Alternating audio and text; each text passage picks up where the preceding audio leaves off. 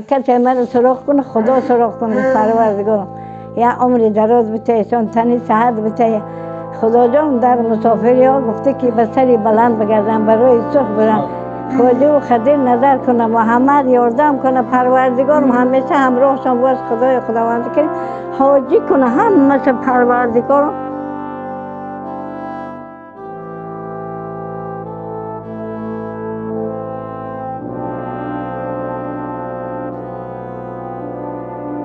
در این سن و سال خالای شادیگل و بابای اصلی مراد باید زندگی با فراغت و اوج کمالات فرزندانشان را دیدن میبایست.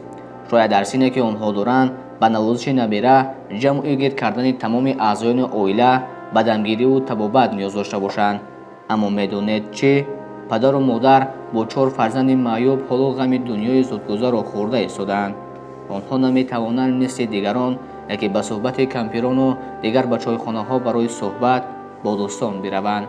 شرایط روزگار با تمام این عائله را سرسان و ناامید از زندگی شایسته کرده است. اینی های 4 تا همه هر روز به خودمان میگیم که خوش ما یعنی نشده خواهمان یعنی من نشدیم که همه دختا بزرگرین گفته همه خیلی دفاع گم میزنیم. این مقصد که خیلی چیز بگم آخه نمی درد شدیم خیلی قاق شد دیگه پرسکه که دیگه نمی چند درزا کشدیم دقتا کشدیم. این بچه ها باشین نمی یه جا رای کنم این کمی برداره اوش کمی برداره چیز کاری کردم رحمه دور کردم خودم نمیتونم. با باید رساندن فرزندان برای والدان مشکل است ولی به یک بارگی 12 فرزند که 4 تای آن دارای امکانات محدود است باز هم سخت و سنگین تر. مادر وقتی کودک را به باید میرساند شبهای بیخوابی را سپری میکند اما این کار تا به سن کمال رسیدن آنها دوام میکند.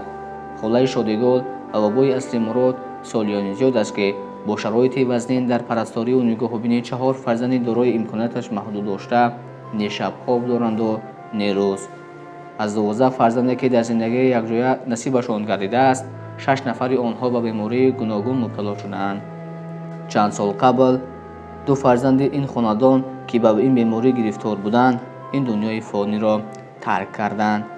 پدر و مادر نمیدانند غم و غصه باقی مانده را خورند یا در فراق آن 2 خدا بیامرز روزها را سپری کنند.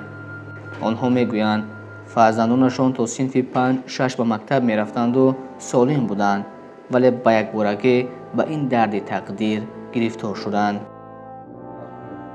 خیلی جنگ سر شد اینجا کوچه آمدیم پر نخواندگی این ها خواندگان و یا خیلی مکتب میرن و خیلی صحت بودن ساز بودن مال وانی کرده میگشت نمی مال وانی کرده میگشت. حفیظه 50 ساله، محمد عیسی 48 ساله، مظفر 39 ساله و حسن 34 ساله امروز نمیتوانند که به کمک والدین حرکت کنند. حفیظه را عائله‌دار کرده بودیم. پس از صاحب فرزند شدنش به این بیماری گرفتار شد و شوهرش از او جدا شد. وی با فرزندش به خانه ما آمدند. حالا حفیظه دارای نبیره است. مظفر را نیز عائله‌دار کرده بودیم ولی متاسفانه همسر این هم بنابر سبب بیماریش برآمده رفت. میگوید بابای اصلی مراد ایران خاندار کردیم این کسلا قد نبود این ویم برآمده رفت. یگانه آرزوی این پدر و مادر داشتن یک خانه زمانوی می باشد. نبودن شرایط زندگی سختی روزگاران مجبور ساخته است که بابای اصلی مراد نگاه نکرده به سن و سال خود کار کند. زندگی را از باغ نزد حولگی کمی به می کردند. بنابر سبب نبودن آب طی سالهای اخیر درختان خشک شده و دیگر حاصل نمی دهند. این ما به همه هم باغ بودم که 2 سال نمیتونم باغ این همین حال همین سال اگر که زالی کمی سی بیای ببینه چیزی کنه قریب 100 درختم قاق شده. زندگی رو نمی یک 2 گاو داریم ما گوسله هوایی میفروشیم یا که نمی همین زمین وابسته بوده یا میوهش برده میفروختن نمی بازار برده حال هیچ. با خونم جان داشتم این بابای جان داشت حاضر اکنون نمیتونم آخه نمیتونم دل بسیار که عذاب میشه. وقتی این احوال رو دیده سبب بیماری آنها رو از پدر و مادر پرسان شدیم با تأسف چنین گفتند.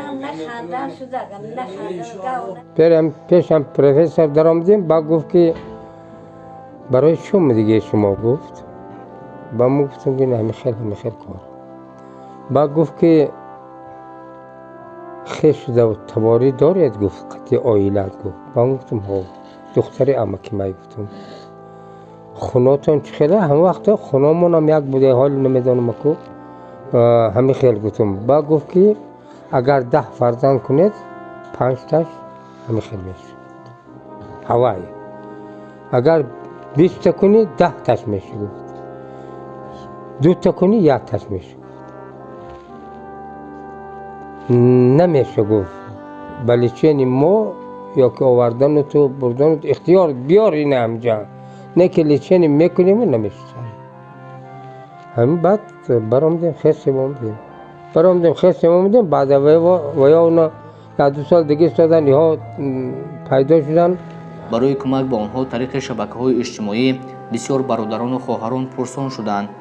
ما با این مقصد به خانه آنها رفته از حال و هوای آنها دیدن کردیم و کارت بانکی آنها را گرفتیم تا نفر خواهد کمک رساند.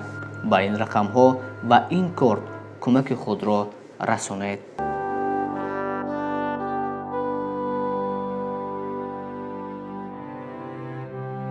که همه کسلی ها یاردم میکنه و یک اویلشت میه پدر و مادرش رحمت کنه خدا سلامت باشه و کسلی رو نبینن و همه خیلی سرگردانی و همه خیلی کمبودی و همه خیلی کارا را نبینن. خداوند کریم و دنیاشان آباد باشه و این دنیاشان آباد